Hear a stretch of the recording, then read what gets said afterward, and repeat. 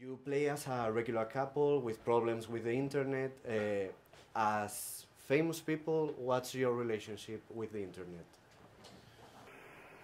It's a tricky question. I only look at the internet for like shopping and gadgets. I stay away entirely from entertainment news because, you know, in a world where like say 1 million people like you, that still leaves like if it's 99%, there's like 100,000 people who hate you. I can say terrible things about you. So I've learned that that's just, there's too many people with a voice for me to pay attention to it. You? Me? I'm the same. I don't use the internet. For me is purely about like research when I really need to find information, and also looking up recipes. Yeah. You're right. Recipes are so great. But I'm like Jason. I stay away from anything that has to do with the entertainment world. I don't even let my homepage come up to a news source. I don't want to see, because now every news station, you know, has like their gossip columns and their whole, like, it's just out of control. So I just leave it to very specific things that I need to look up, and I go straight to it. I always loved my encyclopedia, you know, a collection at home when I was a kid. It was always so much fun to go like, what do I want to know, and then go and find it, and that's how I feel about the internet. Well, I think that that this movie is very brave, talking about sex without boundaries, and the last scene, the sex tape, it's amazing.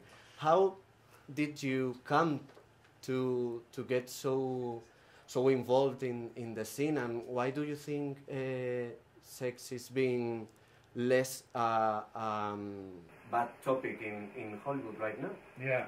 Well, I think for us, we wanted to shed a light on the sex tape, that there was nothing icky about making it, because they're a married couple who loves each other, and they should be allowed to do anything they want. And they assumed that it was going to be in the privacy of their own home.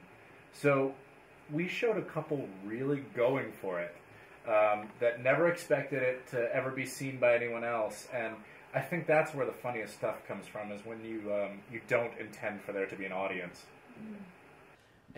And also in the rated R movies that are very successful right now, why do you think movies are open to say things that in the past they were so afraid? I think the world is changing, period. I mean, there's really no way to censor anything anymore. We have access to everything that's happening in the world in the palm of our hands, no matter how old you are. You know, every child has a phone. I don't care if parents think that they're restricting their children from seeing things. They're absolutely not. There's no way to keep on top of it. It's a kind of a crazy time that we're sort of you know, developing in human beings in. You know, it's you know, we think this is a fairly responsible movie compared to what is out there in the world, you know, that children have access to and that human beings have access to.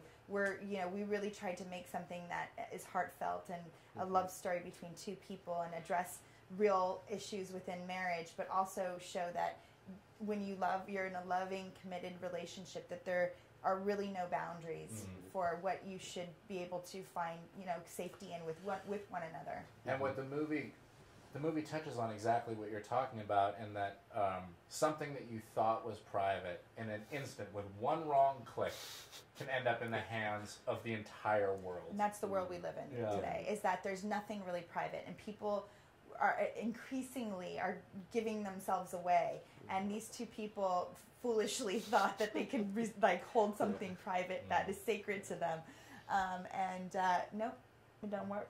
Nope, don't work. The cloud, not your friend. No. Well, last question. Second time you work together, I assume different from Bad Teacher. How did you find yourselves in a second encounter, and are you planning the third? Do you know something about Bad Teacher 2, maybe? No. I mean, I think there might be something out there, but I haven't seen them as well. I don't know anything about Bad Teacher 2, but I do know that after Bad Teacher, Jake and I both felt like there's nobody else that we wanted to work with besides Cameron, and reteaming was like the best gift we were given. Yeah, it was really fun. When we said, yeah, let's do this when it was a go, we were just all so excited. Mm-hmm.